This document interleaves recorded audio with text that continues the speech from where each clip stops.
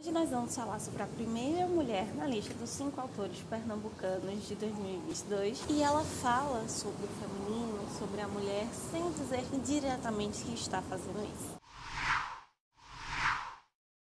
O que temos para hoje, Santos e Dulcineias. Eu sou a Larissa Bertolino e você está no canal Uma Garota Quixotesca, onde nós tratamos de literatura, partindo do Dom Quixote, desse livro traçando as nossas escolhas literárias através das temáticas, dos gêneros, das provocações que o Cervantes nos apresenta. Hoje, especialmente, onde os debates sobre as minorias estão cada vez mais presentes, mais recorrentes na mídia, em vários setores da nossa sociedade, você já deve ter ouvido alguma pessoa do movimento negro semita, da comunidade judaica, especialmente pessoas que são engajadas ou que são muito representativas para cada um desses grupos, falar que não gostaria de falar somente sobre isso. Eu já via mais recorrente entre mulheres negras, elas estarem na entrevista, elas entenderem, buscarem realmente aquilo fazer parte delas, buscar por igualdade, por engajamento e forças e unir forças em prol da luta antirracista. No entanto, apresentam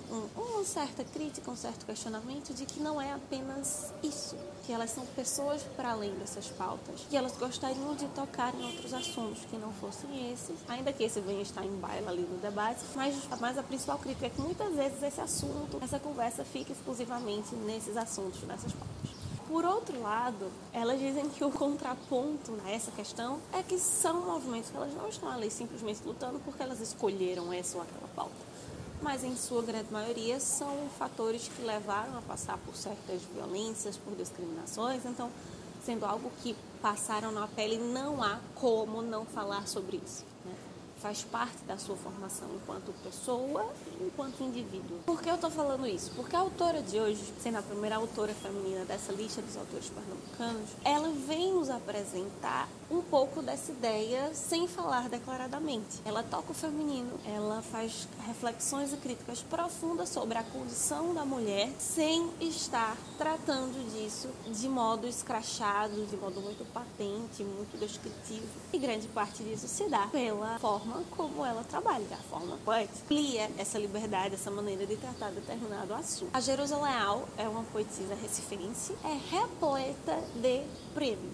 Ela integra o grupo de estudos sobre estudo e criação literária, chamado Autoajuda Literária. Grande parte desse grupo são mulheres. Não se engane pelo título, os livros que elas trabalham, as temáticas não são necessariamente autoajuda, mas compreender um pouco desse processo, até um pouco psicoterápico, que a literatura promove, mesmo que ela não seja feita exatamente com a pretensão de ser tratada de psicanálise, psicologia ou até indo para esses outros setores como a própria autoajuda. Mas vai trabalhar muito desse processo de catarse, de engajamento, daquilo que a literatura provoca. A sua obra mais conhecida é Haver Silêncio, é uma coletânea de poemas, e alguns desses poemas vão integrar a obra de hoje, Dias Feitos de Séculos.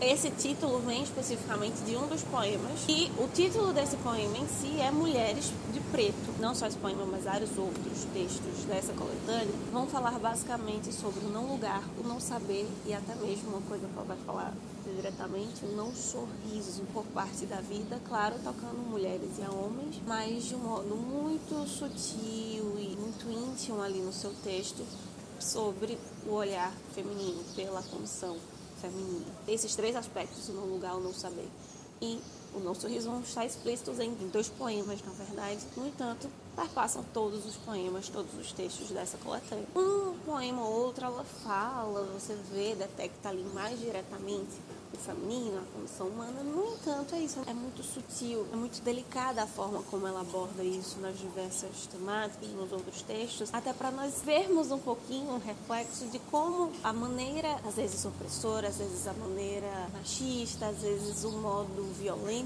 como nós tratamos a mulher na sociedade, surge das pequenas coisas, surge ou provém de situações banais, aparentemente, de contextos muito banais, muito sutis, muito normais, comuns do dia a dia. É muito mais interessante de analisar isso, de perceber isso na construção dos poemas da Jerusa Leal do que de poemas declaradamente politicamente engajados. Por mais que eles sejam belos, sejam importantes, só a forma pela qual, lembrar que a forma é um dos fatores importantíssimos para uma obra literária, até porque a diferença da obra literária não é o que você diz, mas como você diz. É muito potente essa maneira como a Jerusa Leal escolhe tratar esses temas, para inclusive nós refletirmos de como eles ocorrem de fato no nosso dia a dia. A voz de um eu lírico feminino perpassa todos os poemas dessa coletânea, seja quando ela se chama, por exemplo, de Teresa, se coloca como um personagem ali